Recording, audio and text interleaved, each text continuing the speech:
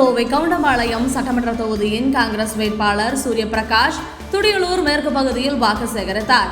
அவருக்கு திமுகவினர் ஆரத்தி எடுத்து சிறப்பாக வரவேற்றனர்.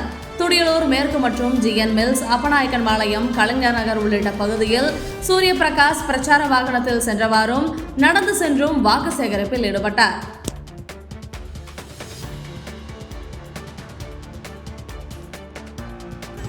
நம்முடைய மாண்புமிகு முதலமைச்சர் அவர்கள் கடந்த 5 வருஷமா நம்முடைய தமிழகத்தில் உள்ள அனைத்து தரப்பான மக்களுக்குமே, பெண்கள் எடுத்துக்கினா பெண்கள், மாணவர்கள், முதியோர்கள் அப்படின்னு எல்லாத்துக்குமே கொஞ்சம் கூட பாரபட்சமே இல்லாமல் பல நலத்திட்டங்களை அறிவித்தார். பல நலத்திட்டங்களை நடைமுறைக்கும் கொண்டு வந்தார்.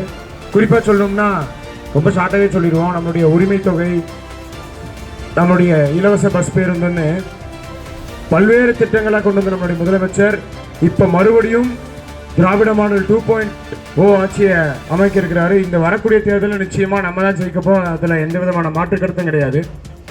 அப்படி வரும்பொழுது இன்னும் முன்னாடி போன முறை என்னெல்லாம் திட்டங்கள் அறிவிச்சாங்களோ அந்த திட்டங்கள் எல்லாம் இப்போ டபுளாக கொடுக்க போறாரு. குறிப்பாக சொல்லணும்னா அந்த 1000 ரூபா உரிமை தொகை இப்போ 2000 ரூபாய் ஆக்க போகுது. அதே மாதிரி 8000 ரூபா கூப்பன் கொடுக்க போகிறோம். 8000 ரூபா கூப்பன் வச்சு நம்ம என்ன பண்ணிக்கலாம், வீட்டில் என்னெல்லாம் அத்தியாவசிய பொருட்கள் இல்லையோ அந்த பொருட்கள்லாம் இந்த 8000 ரூபா கூப்பனை காமிச்சு நம்ம வாங்கிக்கலாம்.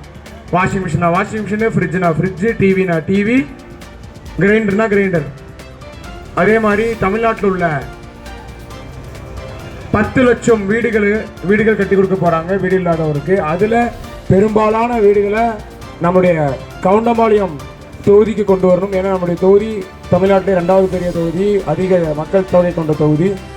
இந்த மாதிரி அடுத்த 5 வருஷம் செயல்படுத்தக்கூடிய திட்டங்கள் ரொம்ப அதிகமாக இருக்குது.